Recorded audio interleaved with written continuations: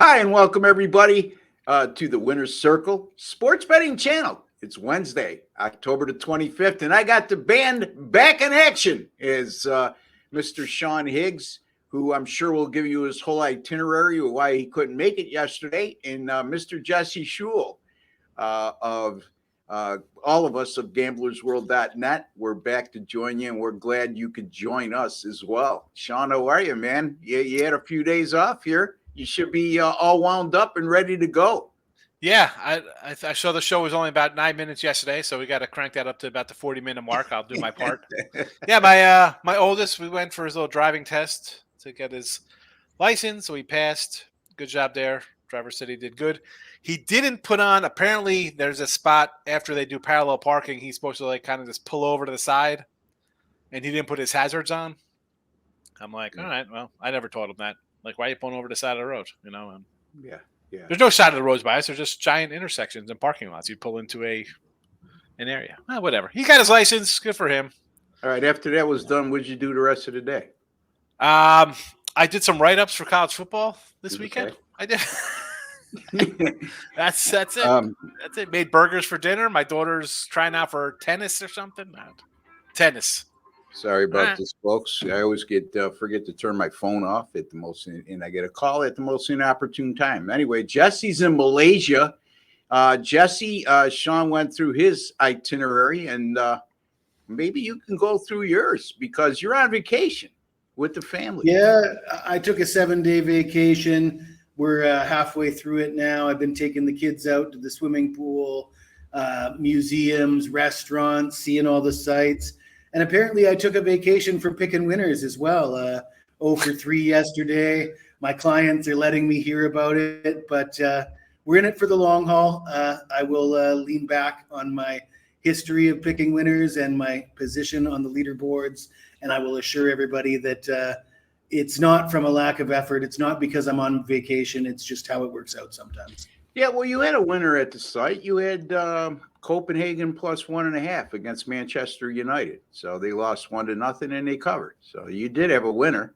Maybe not all the sites have those Champions League games, Ross. Yeah. And when the customers can complain to me, I'll give them your phone number. How about that?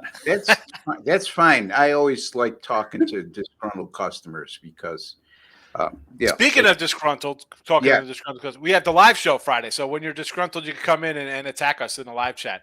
Right. Attack us in a live show Friday afternoon. Yeah, Friday afternoon, 3 p.m. Eastern time, folks, every week. Because I know a lot of you, if you don't realize it already, Monday through Thursday, we do 5 shows total with Jesse and Sean, also with Chip Chirimbus and Paul Bovey, also with Kyle Hunter and Doug Upstone. And the only show that we do out of the 6 we do weekly is Friday at 3 p.m. Eastern time. That gives you the opportunity to chime in with any of your comments or questions, because I know a lot of you like to make comments on our archives. And sometimes, folks, we can't get to them as quickly as we would like. And it's because of, we're just wrapped up. But this gives you the opportunity to ask us questions, give your comments, and then us to give you an immediate answer. We'll get to every one of those comments and questions we can, time permitting. And so stay tuned for that. Don't forget, folks, 3 p.m. Eastern time on Friday, every Friday, with us 3. So, again, you couldn't get I love all the other guys on the channel, but in terms of guys that answer questions and are very knowledgeable, with the exception of maybe Doug Upstone, who fits the bill a little bit. And that's no slight on the other guys, that you got the right guys to ask questions. So in any event, let's get to what we're going to be talking about today, and that's college football. Right now, I'll be looking at Texas and BYU. Jesse will be looking at Louisville and Duke, and Sean will be looking at a real good matchup in Oregon and Utah. So stay tuned for that. But just a friendly reminder, folks, if you have not subscribed to our YouTube channel, please take a second to do so. It's absolutely free. There's no strings attached. You'll see a WC logo right there in the bottom right-hand corner of your screen. If you're watching on a PC, a subscribe button, black subscribe button, that is. If you're watching on your smart TV or on your mobile device, which most of you are, just click on either or, and that'll get you subscribed. And there's no cost. It's absolutely free, and you'll be privy to the best sports betting podcast on the internet today in regards to the format that we use. So in addition, if you could just take an extra minute, go into your YouTube settings, and this goes for all of you who have subscribed already and haven't done so. Go into your YouTube settings, hit that notification alert bell, and for the Winner's Circle Sports Betting channel, and you'll be alerted immediately upon us publishing any of our great podcasts here on our channel. And also, folks, that'll be a friendly reminder for you too when it comes to the live show every Friday at 3 p.m. Eastern time. So you want to take care of that as well. Again, it's not it's not an obligation if you subscribe. It's just an added feature for your convenience. All right. Let's get to the games at hand. Jesse, Louisville and Duke. Louisville is a 4-point favorite with the total 46.5. It's a 3:30 p.m. Eastern time kickoff on Saturday. Louisville coming off their first loss of the year against Pittsburgh. Duke put up a good fight for a half against Florida State before succumbing to the Seminoles in the second half and not covering the game as well. What's your take on this one, buddy? Well, Ross, that was rather unfortunate for myself because I had a play on Duke in that game. I did a live show. I debated Dan from Dan's Rants, and I had Duke, and I said, if Riley Leonard plays, I'll take the points. I thought that Duke would I thought what would happen is what we saw, and I will correct you, not for the first half, but the first three quarters. Yeah. Duke actually took a lead into the fourth quarter of that game. Leonard got sacked, left the game. As soon as Leonard left, everything fell apart. Granted, Leonard wasn't playing very well. He was only 7 of 16 for 69 yards and an interception. But Henry Beeline, the backup, came in and was 1 for 6 for 7 yards. So Leonard's poor play was still superior to the backup quarterback's play. Leonard apparently wanted to come back in the game. He was ready to get back into action, but the coach wouldn't put him in because he didn't feel he was 100%. I'm not going to speculate about whether or not Leonard's going to play this week against Louisville because I don't think either of these two quarterbacks are going to be great. You look at the quarterback play for Duke, it's a serious problem. I still like Duke's defense. Interestingly enough, Henry Beeline, I mentioned he was 1 for 6 for 7 yards against Florida State. The one game that they won by a score of, I believe, 24-3 over NC State, he didn't play well in that game either. 4 of 12 for 107 yards, a couple touchdowns and a pick. And if you look at his season stats, he's completing 50% of his passes for the season. But those numbers are skewed because he was 8 for 8 in a game against a Division II team. So if you take that game away, this guy's completing somewhere in the neighborhood of 27-28% of his passes this season. With a great defense, obviously Duke has to try to slow the game down and stay in the game. I can see an under here. The total has been bet down a little, 46.5, but I'll go under. I can't see it going any other way. All right. So Jesse likes Duke and Louisville to go under the total of 46.5 and makes a very good case. Now, let me ask you Riley Leonard's status. I didn't watch that particular game because I had no vested interest. And Riley Leonard, was it his nagging ankle injury that was plaguing him? What is that the reason why they took him out of the game? Yes, I believe so. I believe it was a sack that ended up being a penalty, and the play was overturned, but the damage was done, and he left the game. Then wanted to return, but was held out by it. Again, was it an ankle related injury? Was it a leg related injury? You know how they're not specific about that, Ross. Yeah. I believe they said leg, and I assumed ankle. Yeah. So I mean, if you watched him on the last play against in the Notre Dame game, it was a brutal looking ankle injury that ended up being not as bad as it looked initially. And, Jesse, you take away, and Sean, if you take away Riley Leonard's ability to beat you with his legs, too, he's a very ordinary quarterback. He's not one of those guys that's going to throw for 300-400 yards a game. There's certainly a much better team with him in there than without, and Jesse pretty much prefaced that. But Sean, your take on this game? Yeah, well, I had Florida State there, so never in doubt, 14.5, easy winner there. Kind of one of those rocking chair games. Sit back, Are you gonna break out the robe and the chains, Sean? Yeah, I should have for that game. But you watch that game and you look at the stats for Duke, and you're like, how the heck were they winning 2017? But you want to not blame, you put it on the backup quarterback. I just think at that spot, to hold down a Florida State team, the sieve was going to break open a little bit. And that's what you saw in the fourth. I guess, Duke held up as long as they could. They're not, even when he's quarterbacking, look at this. They put up 41 against Connecticut and 38 Northwestern, 42 Lafayette. Not a real explosive team against upper echelon teams. So how long are you going to hold down a Florida State team? Maybe to take it into the fourth, hats off to them. But Florida State just, I think the talent level just, the depth, stuff like that just kind of wears on you. And again, Duke's coming off, they lost their quarterback the game before that. In this game, you got to look at the under here.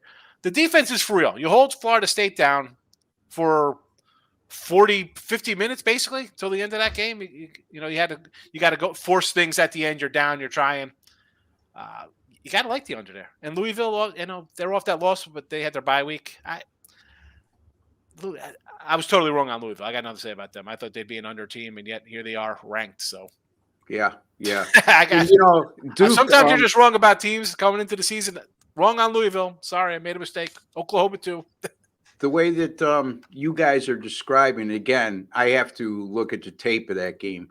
Duke and Florida State, but from what you guys are describing, Duke's defense played very well for 3 quarters and just wore down because their offense couldn't sustain any drives. So, against a team like Florida State, like Sean said, it's really deep.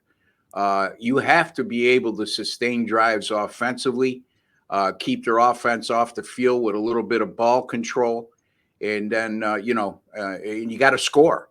So obviously you got to score to win any game, but especially when you play elite teams in the top 25 in college football, if you don't have the ability to score consistently, and you're not your hand is dealt a blow like Duke was with losing Riley Leonard in the middle of the third quarter, and it sounds to me like he wasn't 100% healthy.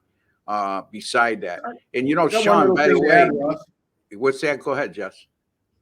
Jack Plummer, the quarterback for Louisville, his last 3 games, he's thrown three touchdowns. He's been picked off 4 times. He's been sacked 10 times. So a bit of a vulnerability at the quarterback position for Louisville going up against this Duke defense, which also will contribute to a potential low-scoring game. Absolutely. I was going to say this is more conducive to Duke's style right now, even with a backup quarterback, but still – that backup quarterback, you rattled off some statistics, and you take away that 8-for-8 game against an FCS team, and his statistics are extremely poor. And you got to get more from your quarterback than what he's given you so far, if indeed Riley Leonard's not available. Sean, by the way, he's really been surging of late. Mr. Higgs is number 2 the last 7 days, number 2 the last 30 days, and number 2 the last 60 days over at gamblersworld.net. So you want to check him out there. And again, folks, I highly encourage, if you're a guy that likes to play every day, and that's fine, like all of us, to seek our advice, the best opportunity you're going to get to make money is to invest in one of us over a long period of time, whether that be and not even a long period. There's 3-day, 7-day, and 30-day subscription plans that are all guaranteed, folks. If you don't make a profit, you don't win. You will get your account credited back the exact amount of your purchase price. So there you have it. And that's what we do over at gamblersworld.net. Can't get any better than that. Not only us three, but 7 other great handicappers over at gamblersworld.net you want to check out. All right, Sean, we're looking at Oregon and Utah, and this game will be played in Salt Lake City. Right now, Oregon is a 6.5 point favorite. The total is 48. We were talking about this game off air and how difficult it is to handicap this game. Myself, I think they're giving you the winner with Oregon as a hefty favorite here. Touchdown favorite on the road, which means if they were at home, they'd be somewhere around a 12.5 point favorite. I just don't know. Here's the thing I'm concerned with. I know Utah's defense is good, Sean, and Jesse, but I just don't know that Utah's offense will be able to keep up here. The bottom line is Oregon's defense doesn't have the reputation of Utah's, but they're much better than they've been in years past defensively. And, you look at the quarterback situation, Bo Nix, compared to what Utah throws at you right now. You got to believe that's a big advantage to Oregon, but it's never as easy as it looks, right, Sean? Yeah. And, also off air, we're talking about how, Jim was like, hey, you weren't here yesterday. The show was 9 minutes.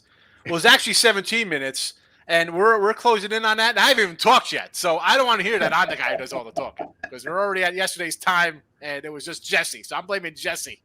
It's not me. I'm the quiet guy. Yeah, I'm the quiet guy. No opinions. All right, yeah. This is a tough one. I'm with you. Like, it looks like they're giving you Oregon. I haven't played it. I want to lean under here. You mentioned the Oregon defense, Utah at home. Okay, they put 34 up. Big end of the game win over USC, but that's USC. We saw that defense is atrocious. You're not getting that out of Oregon. Last year's game was a 2017 kind of game. And before that, actually, Oregon was rolled by these two. Utah rolled them 38-7, like 38-10 in their previous games. But that's Cam Rising. We don't have that. We got Burns back here.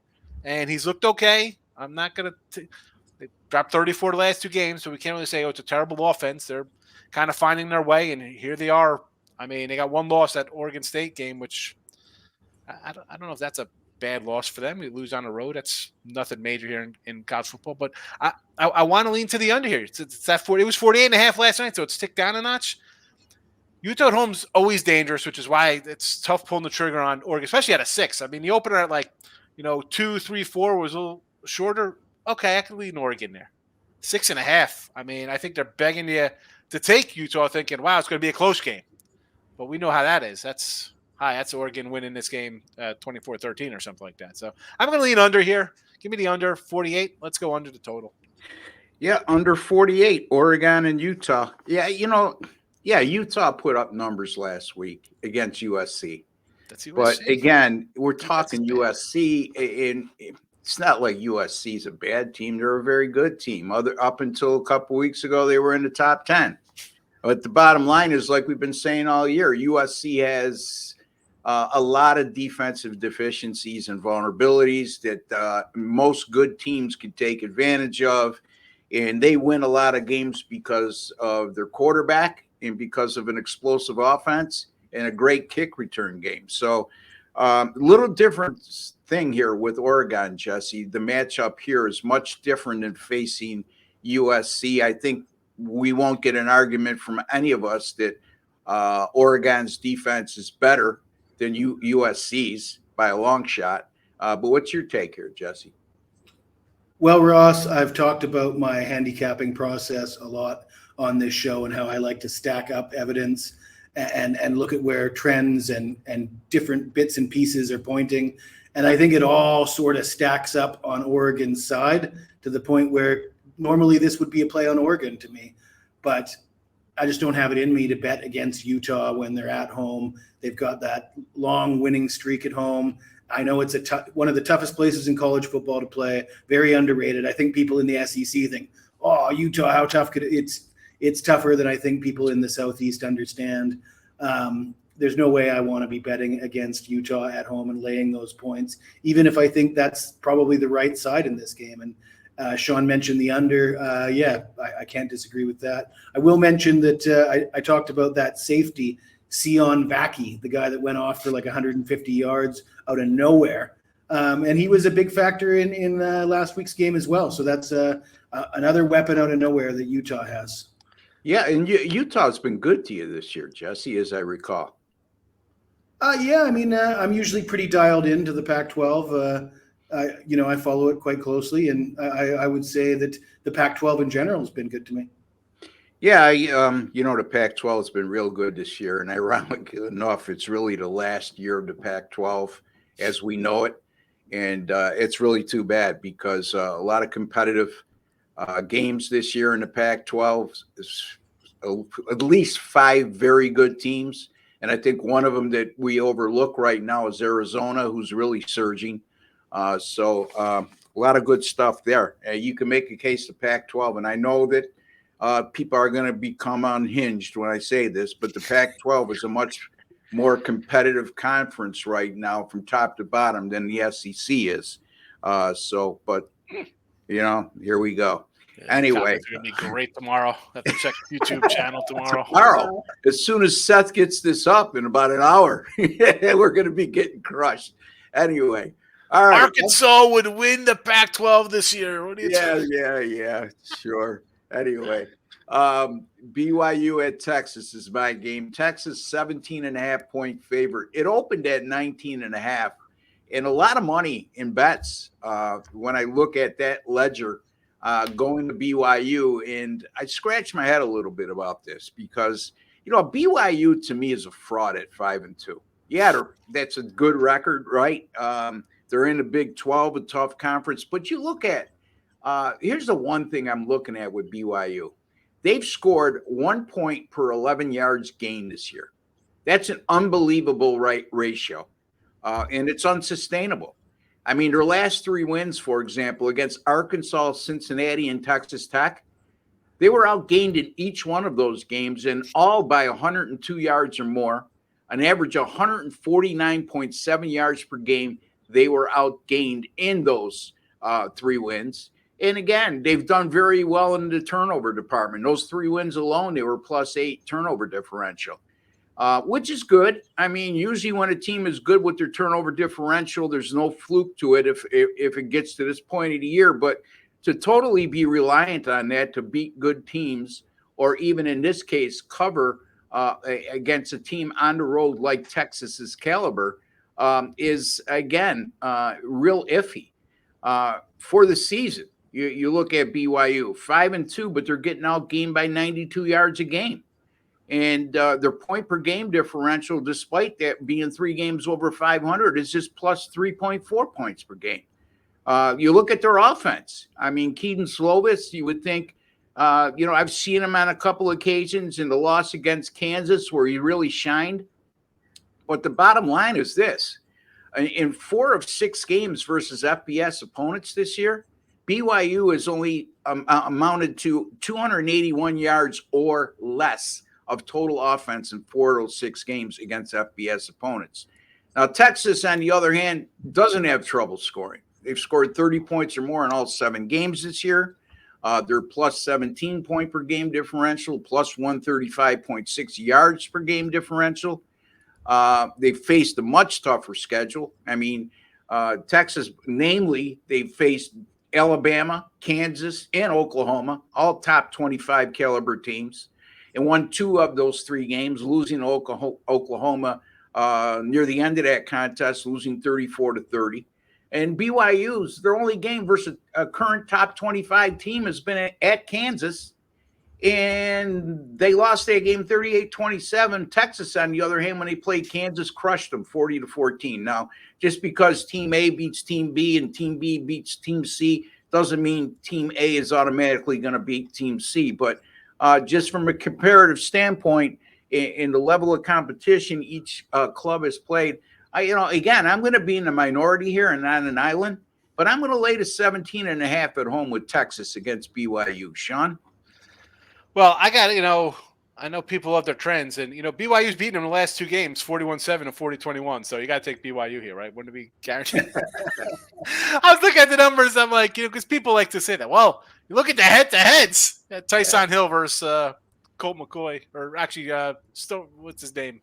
David Ash, rather, I should say. Yeah, I was going to say, when was the last time they played? Yeah, it was 2014. I had to look it up. Yeah. I'm like, who the heck was the quarterback? Yeah. It was like, anyway, I would maybe lean to BYU just based on with Ewers out, you're going to have a backup in there. How complex will the play calling be? Maybe be kind of blandish, maybe a lot of running. You know, it's not going to be Arch Manning. Arch isn't quarter, right? It's the other guy's going to be in there.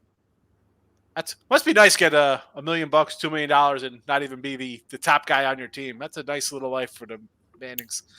I mean, I would lean BYU, but just only because I don't think Texas is really going to try to come in and get fancy schmancy here, right? I mean, if they blow them out, it's because BYU is a bad defense and they can't stop the run. It turns into a 37-13 kind of game. But I'll probably be a pass on. I would just lean that way. Maybe an under, right? Maybe an under if BYU can't score.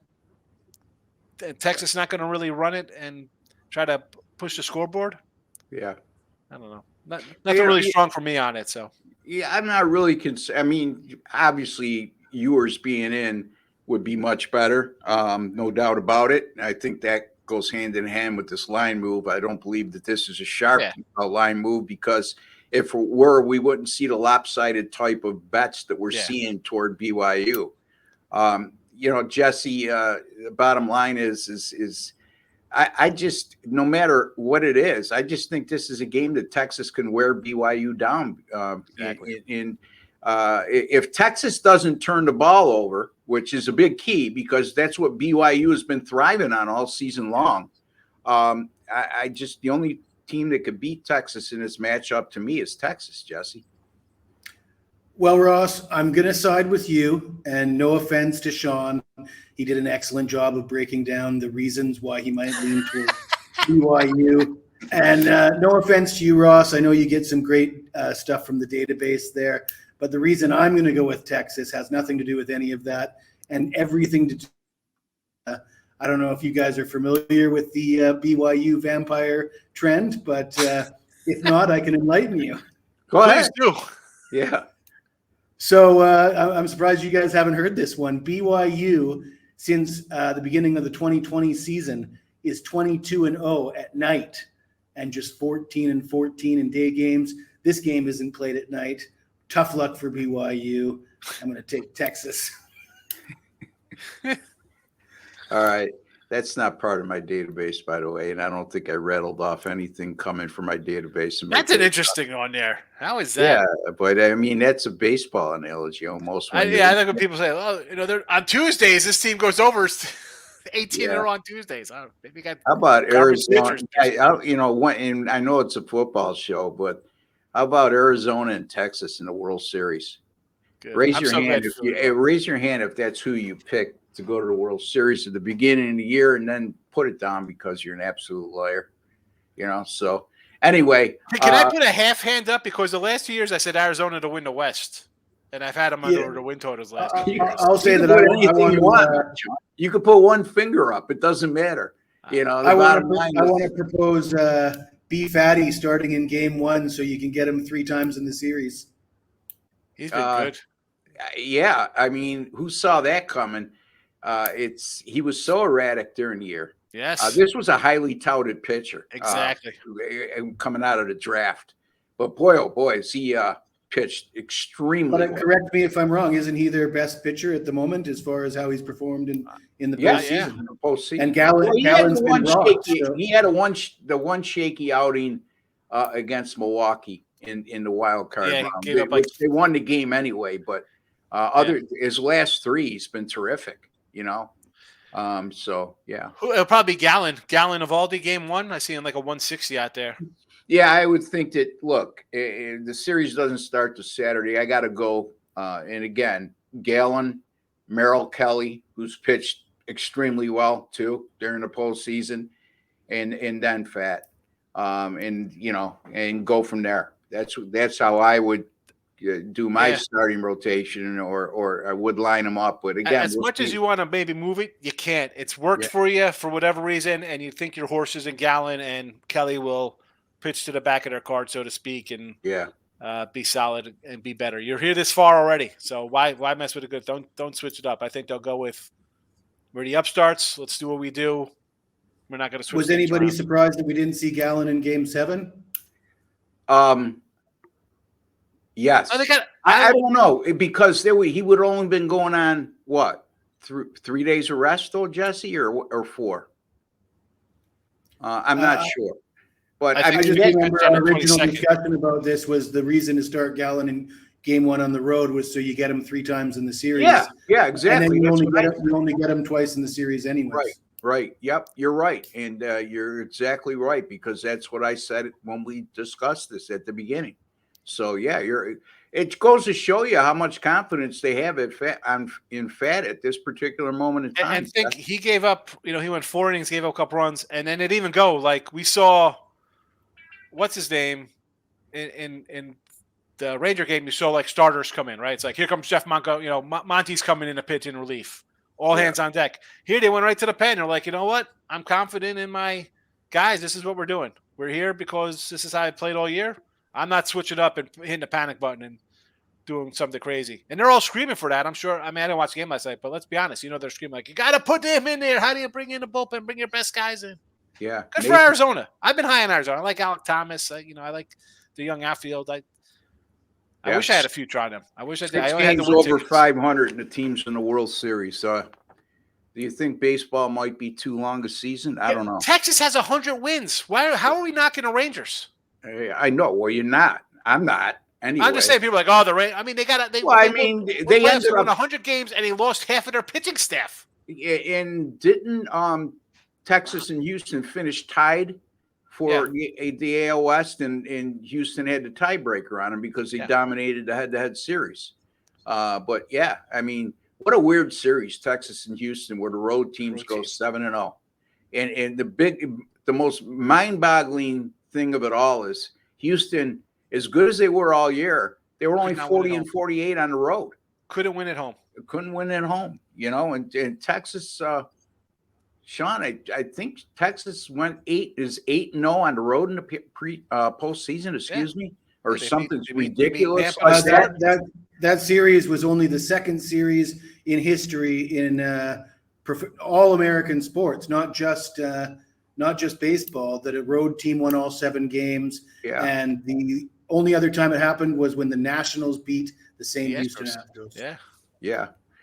So the Astros were on the wrong side of both times. I would almost guessed off the top of my head that would have happened in the NHL, because we've seen wacky. I would have said hockey too, probably before anything else. But it's probably happened a bunch of times the first 6 games, and then the home team wins Game 7 because home teams I think do pretty well in Game 7. Yeah, very intriguing stuff there. But looking forward to 2 teams that we didn't expect to be there, and Doug Upstone was saying in the Philadelphia series when they returned home and they were down 2-0 that they couldn't give tickets away. That's how much they were selling tickets. My friend's out in San Diego. He's a Philly fan. They were selling tickets for like $20. Yeah, it's so. I mean that right there alone, and that's why Jim Quinn isn't with us today, because he's still in mourning. His Phillies lost. Let's hope the Eagles don't get to the Super Bowl and lost. We won't see him for another 3 months. So, but our man Seth is here because he moved to Jersey and he's not taking full ownership of the Philadelphia sports town. Anyway, let's get to why people should invest their money in us. And Jesse, I know it's been a rough roll over the last few days, but your record in your ability to win over the long haul speaks volumes. All you have to do is look at overall leaderboards, folks. We all go through times where we can't pick an apple off an apple tree, and it happens to the best of us, all 3 of us included. So, Jesse, tell the folks a little bit what you got coming up and why they should cast aside those last few days and why you're going to turn things around.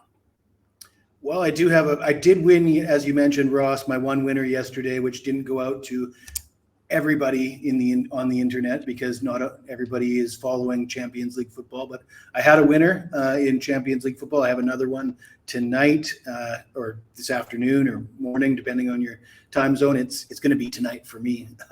It's actually in a few hours. But yeah, I mean, solid numbers. Career, whether you want to talk this season, the last 30 days, or just career-wise with, CFL, number one at plenty of sites that I've been on for a decade, number one all time. Same goes with soccer. I know those aren't the two most popular sports, but college football and NBA, coming off winning seasons last year, really solid, good winning seasons last year, and top 10 in the world on big sites with hundreds of names with those sports all time. So, I mean, you go back that far and you can say that, then you feel confident that you have what is it, 2-9 or 2-11 or whatever it is the last 3-4 days that really stinks. For those that weren't subscribed for that period, you could look at it like you dodged that bullet and the time to buy is right now. And yeah. I believe when Sean was struggling a month ago or 3 weeks ago or something, I said that this was absolutely the best time to buy. A proven winner is when he's in a bit of a slump, because what's happening. It's going to be a big bull run, and the next bull run is on its way. I can assure you. I would bet on Jesse going forward, folks. There's no two ways about it. I know the quality of handicapper he is, and he's absolutely right. When we go on bad runs like this, you could be rest assured a huge run is coming. Okay, and this is the time to get in.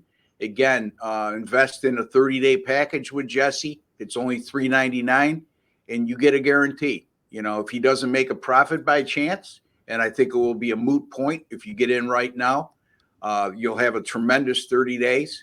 But just in case, your purchase is guaranteed, and you will be credited amount that $33.99 back to your account. Anyway, Sean. No struggles for you of late, my friend. NFL, we're 64% this month, 25-14, and NFL college football 17-11. So yeah, I like I said, sometimes we spin our wheels a little bit, and then here come the breaks, and they start catching games for us. And it's been a nice run. I'm gonna keep it going. I got a Thursday night college football game up, and I'll be adding my packages for college football Saturday, probably later on this afternoon. And NFL, I already got some picks loaded up. I just got to make packages. NBA, listen, I'm in no betting allowed NBA early. It's regular season. It's tough. It's tricky. Yeah.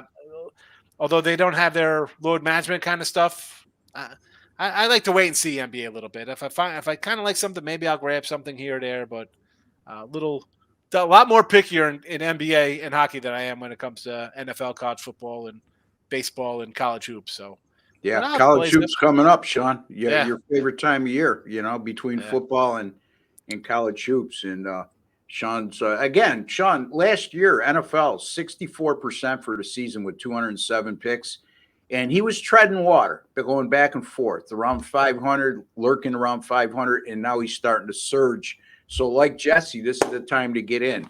All right, speaking of the NFL, I started out 2-5 in week one. Since then, I've gone 20-11. So the NFL is picking up 6-2 the last 2 weeks. My football picks, college football, NFL, a combined 46-26, 64% since September the 14th. And also Major League Baseball. We talked about, the World Series coming up, folks. Since August the 4th, 57-33. That's 63%. I don't give out big favorites for your return on investment will be very good when I'm hitting at that kind of percentile. And also 8-2 with my last 10 in Major League Baseball during the postseason right now. So a lot of good things happen in all sports. Again, this is why you should invest in me long term. All sports 69-39 since September the 12th. That's good for 64%. 117-75 since August the 4th, which is good for 61%. It's almost 3 months, folks. It's no fluke when it lasts that long and you're winning at that rate. All right, so you can find all three of us over at gamblersworld.net. There's a like button underneath that Jesse likes to emphatically tell us what to do. Smash that like button. All right, smash that like button, folks. It's a small token of your appreciation for the time, work, and effort we put in to bringing you a quality podcast and making you a smarter sports better today than you were yesterday. For Jesse Schule, Sean Higgs, and Ross Benjamin, I'd like to wish each and every one of you all the best. Take care and God bless, folks.